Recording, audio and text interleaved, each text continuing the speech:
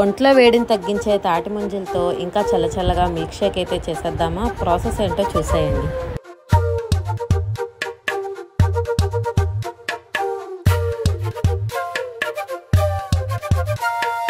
ఎంతెంత దూరాన్ని నువ్వు నేను మోస్తూ ఉన్నా అసలెంత అలుపే రాదు.